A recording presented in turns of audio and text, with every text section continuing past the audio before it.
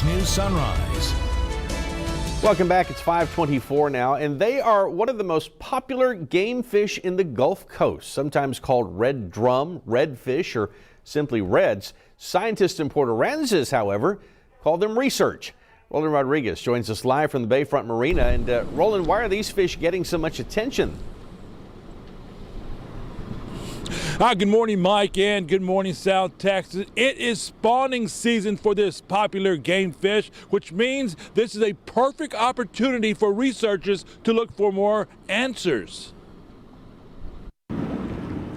The University of Texas Marine Science Institute in Port Aransas is studying the ship channel, the heart of the spawning and productivity of all fisheries in Port Aransas. One of the main players are the redfish.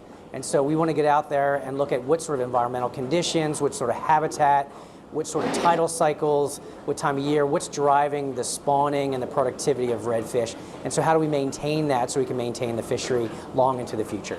If we want to maintain redfish to catch for ourselves, our kids, and long into the future, we need to maintain the spawning.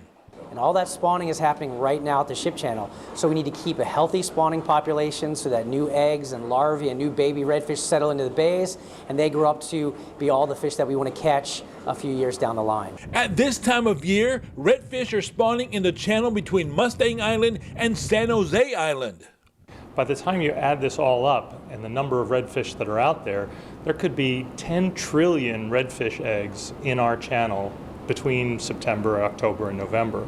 And each of those eggs is about 1 millimeter in diameter, but they're packed with nutrients that are important to all the animals that are out there in this ecosystem. This gives researchers a great opportunity to study the eggs the redfish produce. We want to figure out how those eggs fit into the food web that supports the redfish and all the other marine animals that we have here. Tides carry the offspring into an estuary where fish spend their first few years and are heavily targeted by anglers. So our goal is to figure out how important are these eggs to the ecosystem, and then if something happens that might prevent red drum from spawning or reduce the number of eggs they produce, we'll have a better idea of what the consequences of that might be.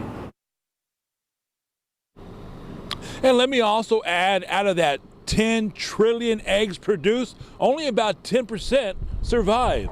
Shelby?